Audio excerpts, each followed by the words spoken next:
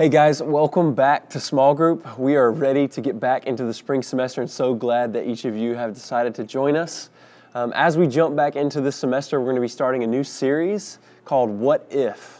Right, we've all asked those what if questions, right? Like, what if I'm never going to get a girlfriend? Or what if I fail at this or that? Or what if I don't make the basketball team? Or what if I don't get into the college that I wanted to get into? Or even what if I died before I was ready? All of those what if questions run through our minds over the course of our life. And there's a commonality between all of those questions. And it's this. It's fear. Every single one of those questions is based out of fear. There's so many things that are being thrown at us in our daily lives that can cause fear in us. And that affects us. And so we want to talk about how do we handle the fear that we have in our life, and how do we address those what-if questions that we find ourselves asking all the time. And so today what we're going to do is we're going to take a look at a couple passages of Scripture, one of those being Daniel chapter 3.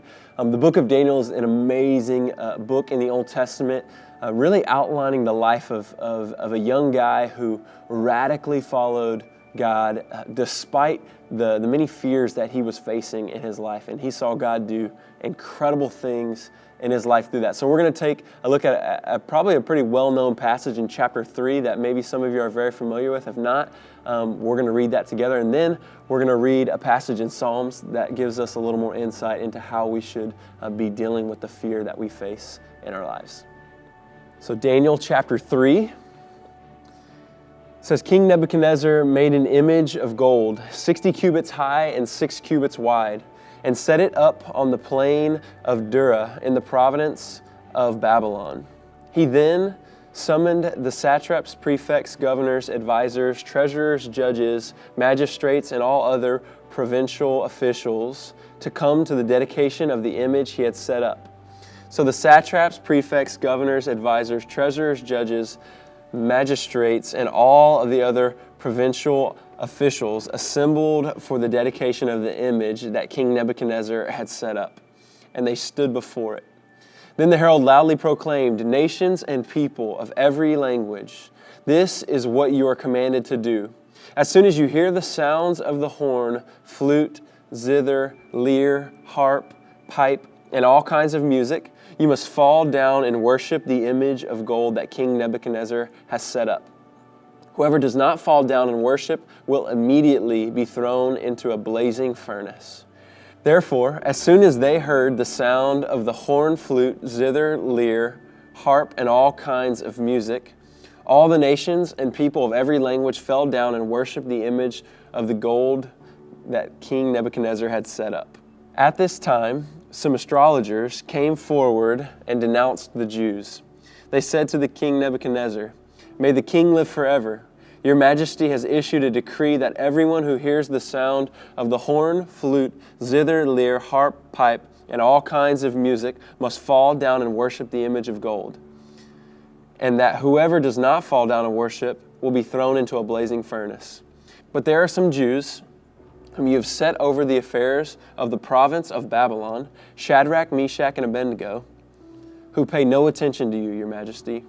They neither serve your gods nor worship the image of gold you have set up." Furious with rage, Nebuchadnezzar summoned Shadrach, Meshach, and Abednego.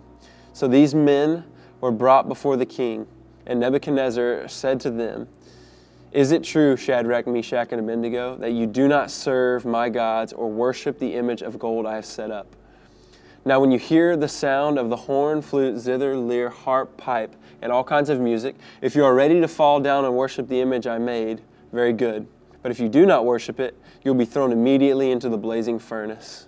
Then what God will be able to rescue you from my hand?"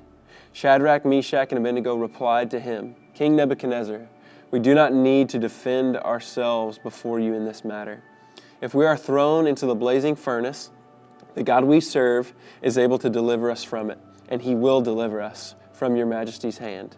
But even if he does not, we want you to know, your majesty, that we will not serve your gods or worship the image of gold you have set up." Then Nebuchadnezzar was furious with Shadrach, Meshach, and Abednego, and his attitude toward them changed. He ordered the furnace heated 7 times hotter than usual and commanded some of the strongest soldiers in his army to tie up Shadrach, Meshach, and Abednego and throw them into the blazing furnace. So these men, wearing their robes, trousers, turbans, and other clothes, were bound and thrown into the blazing furnace. The king's command was so urgent and the furnace so hot that the flames of the fire killed the soldiers who took up Shadrach, Meshach, and Abednego. And these 3 men, firmly tied, fell into the blazing furnace.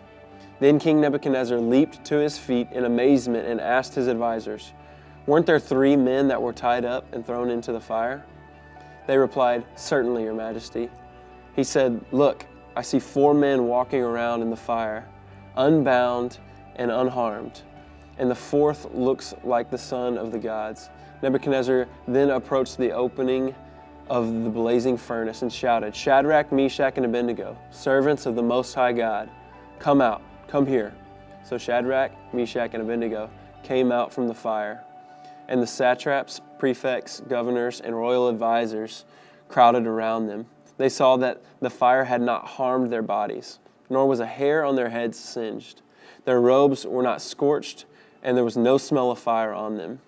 Then Nebuchadnezzar said, "Praise be to God of Shadrach, Meshach, and Abednego, who has set his angels and rescued his servants.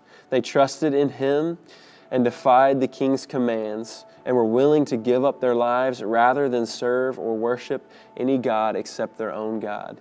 Therefore, I decree that the people of any nation or language who say anything against the God of Shadrach, Meshach, and Abednego be cut into pieces, and their houses be turned into piles of rubble, for no other God can save in this way." Then the king promoted Shadrach, Meshach, and Abednego in the province of Babylon. Psalm 27, verses 1 through 3. The Lord is my light and my salvation. Whom shall I fear? The Lord is the stronghold of my life. Of whom shall I be afraid?